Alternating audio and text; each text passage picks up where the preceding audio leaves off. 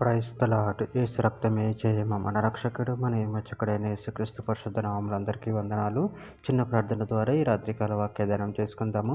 పరిశుద్ధుడ మహాగణుడు అని దేవ యేసయ్య, సర్వాధికారి నాయన మీకే వేలాది వందనం, కృతజ్ఞత, స్తుతి, స్తోత్రం చెల్లించుకుంటున్నాను దేవ రాత్రికాల సమయంలో ప్రభు వాక్య భాగం ధ్యానిస్తుండగా వాక్య భాగం అర్థమవుట్లు సహాయం చేసి మీ కృపలో బలపరిచి మీకు మాదిరిగా మమ్మల్ని నడిపించి మీ చిత్తాన్ని మా చిత్తాలు జరిగించమని చిన్న ప్రార్థన ప్రభు యేసుక్రీస్తు పరిశుద్ధ నామములో అడిగి వేడుకుంటున్నాను తండ్రి. ఆమేన్ ఆమేన్.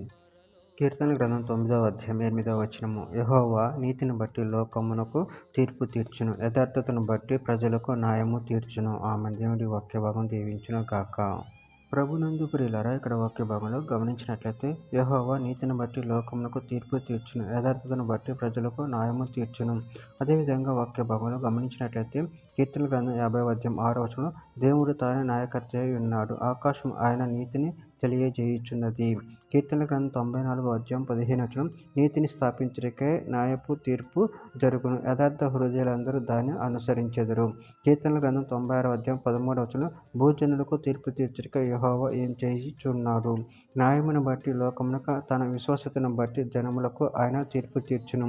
కీర్తన గ్రంథం 98వ అధ్యాయం 9వ వచనంలో భూమికి తీర్పు తీర్చరిక, నీతిని బట్టి లోకమునకు తీర్పు తీర్చరిక, న్యాయమును బట్టి జనములకు తీర్పు తీర్చరిక యెహోవా ఏం చేసి ఉన్నాడు.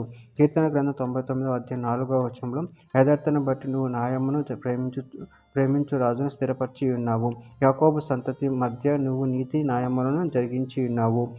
యెషయా గ్రంథం 11వ అధ్యాయం 4-5 వచనాలలో కంటి చూపును బట్టి అతడు తీర్పు తీర్చడు, తాను వినున్న దాన్ని బట్టి విమర్శ చేయడు, నీతిని బట్టి పేదలకు తీర్పు తీర్చును, భూ నివాసులలో దీనులైన వారికి యథార్థంగా విమర్శ చేయును, తన వాగ్దండం చేత లోకమును కొట్టును, తన పెదవుల ఊపిరి చేత దుష్టులను చంపును, అతని నడుమునకు నీతియు అతని దొంట్లకు సత్యమును నడికట్టుగా ఉండును.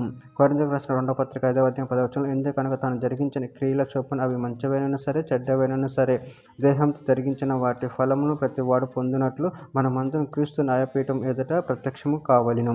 చివరిగా ఒక మాట, కీర్తన గ్రంథం 96వ అధ్యాయం 10వ వచనం యెహోవా రాజ్యం చేయుచున్నాడు, లోకము కదలకుండా స్థిరపరచబడి ఉన్నది, న్యాయమును బట్టి ఆయన జనములను పరిపాలన చేయును, ఈ వార్తను అన్ని జనాలలో ప్రకటించుడి. ఆమె దేవుడి వాక్య భాగం దీవించును గాక. చిన్న ప్రార్థన చేసుకుందాము.